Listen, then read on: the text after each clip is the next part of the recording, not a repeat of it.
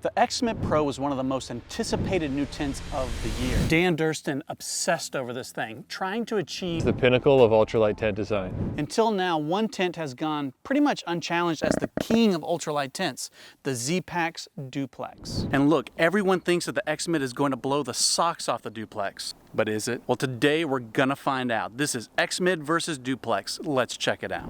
Okay, so both of these tents are super light two-person trekking pole tents. They both have 2 doors and 2 vestibules, and they both are single-walled Dyneema composite tents, and they're both pretty expensive. You see, these tents represent the top echelon of ultralight backpacking tents, and that isn't cheap. The Duplex will set you back $700 by itself. That's no poles, no stakes, just the tent. The Zpacks Pro is only $20 cheaper, and that's when you can get one.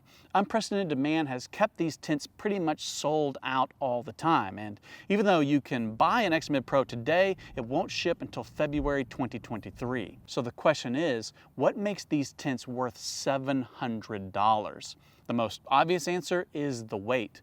The Zpacks Pro weighs a mere 21 ounces. That's only 1.3 pounds, which for a 2-person tent is pretty incredible. Now, that is without the poles, because as I mentioned, these are both trekking pole tents, and typically the weight of the poles isn't included because manufacturers assume you're going to be carrying those anyways. The Duplex is 2.5 ounces lighter at 18.5 ounces, or just a little more than a pound. And again, that isn't counting the trekking poles, which is the only way that these tents are able to achieve weights this low. Now, if you don't carry trekking poles, you can still get something like these carbon fiber poles from Canuck, and even then you're still only looking at an extra 5 ounces, bringing the total weight to 26 ounces for the Zpacks and 23.5 for the Duplex, which not even the lightest freestanding tents can even get close to. And these tents aren't just light, they're spacious too. The headroom that these tents provide is the same or better than freestanding tents 3 times their weight. And as I've said before, headroom is the primary thing that is going to make a tent feel small, and both of these tents provide more than enough headroom for you to sit up and put on or take off a layer even when you have someone else in the tent with you. And this is where the Zpacks seems to outperform the Duplex. You see, the problem with trekking pole tents is the steep sloping walls. Trekking pole tents pretty much necessitate a pyramid-like design, which means even though you're going to get really good headroom from left to right, the headroom from front to back, well, it isn't that great. But the Zpacks' unique offset design allows for much steeper walls to the front and the back, improving headroom substantially, but only for one person. If you have 2 people in this 2-person tent, one person is going to have a whole lot more tent in their face, which has led some people to believe that you have to sleep head to feet. Now, Durston Gear does not recommend this, and for good reason. If you sleep head to feet, unless you can find a perfectly flat campsite, which I can tell you right now does not exist, one person is going to have their head downhill, which makes for some really bad sleep, not to mention smelly feet in your face. For all these reasons, you shouldn't sleep head to feet in the Zpacks. So one person is going to get tons of headroom while the other person is going to get tent in the face. Now, it's not that bad, especially if you stagger the sleeping pads. The person on the right is going to have about as much tent in the face as the Duplex, whereas the other person will have all the headroom in the world. Now, that is assuming that you're actually going to put 2 people in these tents, which is possible, but only if you're using narrow 20-inch wide pads.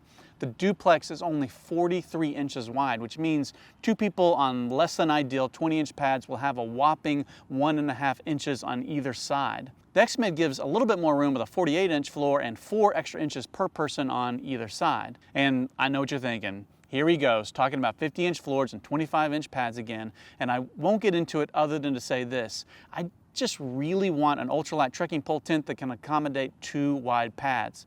The Zpacks can squeeze them in there, and it does even better with mummy-shaped pads, but neither of these tents are what I would describe as a true 2-person tent.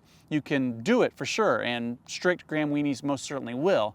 But if that feels crowded to you, well, that's the beautiful thing about these tents. Both are lighter than most 1-person tents, which makes it easy to justify bringing them even on solo trips where you can get an absolute palace all to yourself. So space, weight, price, those are the main reasons you're going to buy a tent. But it's the small things that really make a tent feel nice. The problem with the Zpacks tent is that the door falls to the ground instead of hanging like the Zpacks. So when you open the door, first of all, you got to open it all the way from one end to the other just to get into the tent. And then it just falls to either the muddy ground or into the tent where you're most likely to step on it or sit on it while you're trying to get into the tent. To make things worse, the pole is right in the middle of the door that gets in the way of trying to get in and out of the tent. And then you have the guy line that also feels in the way of the door. These are the types of things that you just sort of put up with to save the weight. That is until the X-Mid came out. For only 2.5 ounces more, you have a door that hangs properly.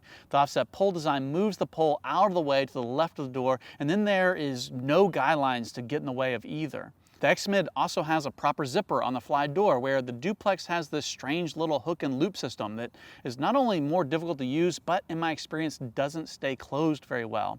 On a trip not that long ago, I was authentically worried that the door wasn't going to stay closed enough to keep rain out in a storm. Not only that, but the little clip to hold the flaps closed is on the outside, which makes it really hard to close it when you're on the inside. And the drawstring that pulls the door tight pulls away from the tent, which I also find less than ideal to do when you're on the inside of the tent. It makes the simplicity of the zipper seem so much better. Speaking of simplicity, the X-Mid is famous for its simple 4-stake pitch, where the Duplex needs at least 6 stakes to pitch, but really does better with at least 8 sticks, using guidelines to pull the head and the feet out a bit to give you a little bit more room. You can use up to 6 stakes on the X-Mid, but in most situations, you really can get by with just 4 stakes. Using more will improve stability and storm worthiness, but 90% of the time, it's just going to be overkill. Now, if you made it this far into the video, you're probably wondering why anyone would choose the Duplex over the X-Mid. The X-Mid seems roomier, better designed, cheaper, and it features bonded construction that is stronger than the Duplex's sewn construction. With all the things I mentioned today, why would anyone choose the Duplex?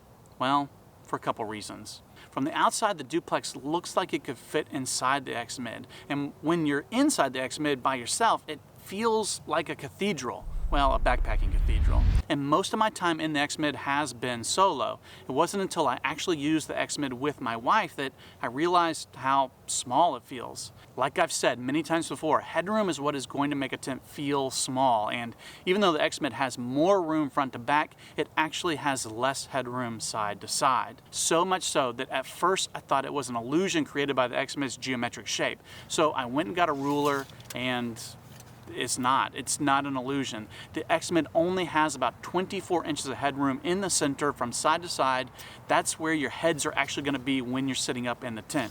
Whereas the Duplex has a whopping 48 inches side to side, which is even wider than its floor. And with 2 people in these 2-person tents, and even with less headroom front to back, it's the side to side headroom that makes the Duplex feel bigger because, well, it's more usable headroom. Not to mention the Duplex is able to meet demand right now, where the X-Mid is struggling to keep up. Now, that will eventually even out, and I expect that maybe even as early as February 2023, supply will stabilize. But until then, you can buy a Duplex today and be hiking with it next week, and the same cannot be said about the X-Mid. On top of all that, the Duplex offers features like the optional freestanding kit, which isn't the best, but it does turn the Duplex into the lightest and largest fully freestanding tent in existence. It's things like this that are enough to choose the Duplex over the X-Mid Pro.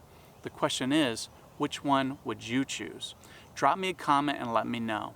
If you enjoy this channel, you might consider making a small donation in the form of super thanks. Please like, subscribe, and do all those other things, and as always, thanks for watching. Oh, and the Duplex has 2 pockets where the X-Mid has none.